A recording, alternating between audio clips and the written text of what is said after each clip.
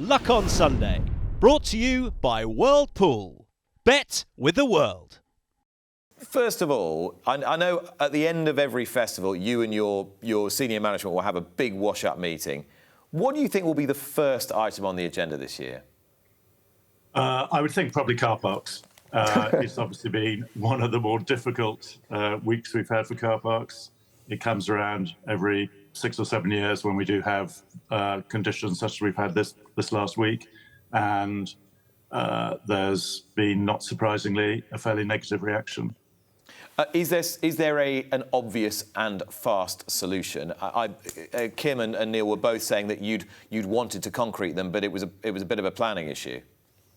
Yeah, I'm not sure I would want to concrete them. I don't particularly like trashing the countryside, but there's never been an option of being able to put hard standing on 70% of our car parks because they are in the green belt and we wouldn't be allowed to do that.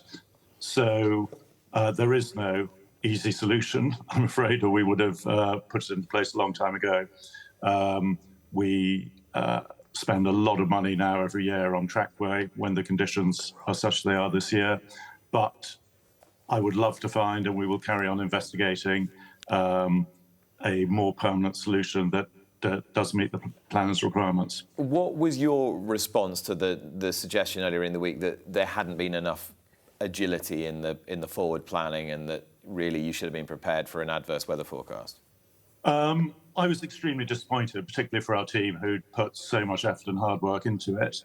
The planning goes back months when we try to get as much sort of temporary trackway as we can to the course. We make that decision in January when things are looking pretty wet. We informed all our racegoers that if they could avoid coming, they should not come, and we'll be refunding them if they had bought car park labels, and advising them that if they hadn't, we wouldn't be admitting them on the day, which is not easy at Cheltenham because obviously the transport infrastructure is not as good as you'll have if you're a London-based venue or something. So we do everything we can to accommodate them. But I thought some of the criticism was made without knowledge of the true facts. Just coming back to Neil's points, I don't know if you heard him talking about ways in which Cheltenham can work with rail companies, local authorities to make the situation better. And he talked particularly about park and ride and getting people in from big towns, Swindon, Oxford, Gloucester. Where do you stand with that at the moment? And could you explore plans to increase and enhance that, to take away the traffic stress from the course? Yes, I mean, it's something we've looked at regularly. And interestingly, I went for a day or two to the Ryder Cup outside Rome, which I felt the infrastructure there was very similar to Cheltenham in that they purely had park and ride. And we're transporting people on buses for 40 minutes to an hour to go to the venue, and very, very few people parked at the course. It is something I think is a potential solution, very difficult to implement because we've talked to racegoers and many other people coming to the racecourse. It is the last thing they want to do. Our racegoers are probably creatures of habit. They love to come and park at the racecourse, and it's not an easy solution.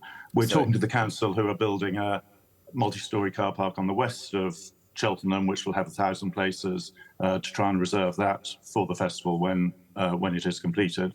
So we certainly look at all areas like that, but we've also got to look at what our customers really want. Ian, what do you make of Julie Harrington's statement about British racing and what needs to be done with it, released just a day after the Cheltenham Festival had finished?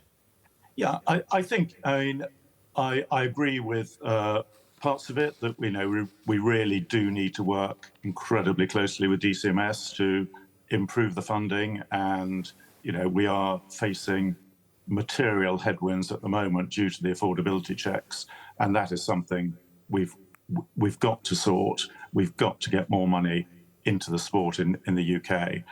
But looking at the other side, we are looking at one man, Willie Mullins, who has proved his brilliance now for several years, and as a result is attracting the best owners with the best horses. And that is something we always say is cyclical. This cycle has been lasting a little while. Speaking to Nevin Truesdale earlier in the week, the chief executive of the Jockey Club, his sort of suggestion was that the Jockey Club is reasonably happy with the race structure at the Cheltenham Festival. Now, this will be debated and debated and debated some more.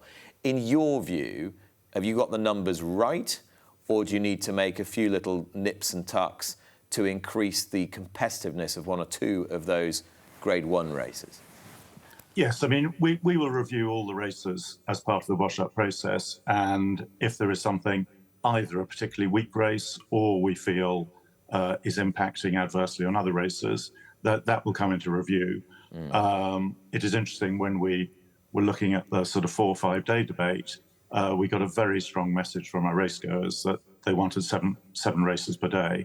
So if we were to consider one race is too weak, we probably need to replace it with another, and that potentially could create a bigger problem than we're solving. Why do you feel that crowd numbers were lower this year, and why did it take quite so long to really drive interest in the festival, particularly the first 3 days? Yeah, I don't think it's taken long to drive interest. I mean, we actually had in the build-up, I mean, we go and sail for next year's festival tomorrow, and the early sales leading up until probably November, December were well ahead of any other year. So I think there's a huge amount of interest there. I think where we hit the blocker is our devoted racegoers want to come racing, attracting new racegoers who want to come as a one-off, maybe every second, third, fourth year, to experience what we hope to provide as a really great event. They were the ones who felt the economy is looking pretty tough this year. Mortgages have gone up, fuel bills are high, and certainly the economic environment was all the messaging we got back as to why people were not filling the last few thousand gaps we had. The major grumbles in terms of people attending the festival, Ian, seem to surround ticket costs, particularly in areas like the Best Mate enclosure, which has habitually been, an affordable enclosure, and that's been its USP, and not a particularly pleasant experience in certain part of the racecourses when the afternoon develops, antisocial behaviour with drink and drugs, and slightly more restrictive policies around letting people move around the track, more checks and so forth. How do you balance keeping people safe and happy and in a convivial environment with giving everybody a good time and allowing them to feel, freedom at a sporting event?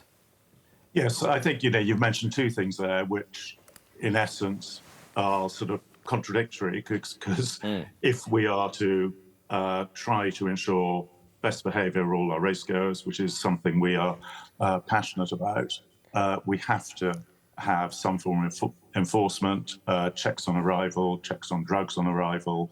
And I know, it is important to maintain that level of security.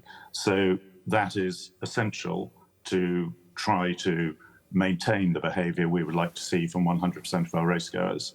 And that is something, we ensure that those people who, and it is a very, very small percentage who misbehave, we have a zero tolerance on that and work very closely with security and the police to ensure that's enforced. Watch live racing now on racingtv.com.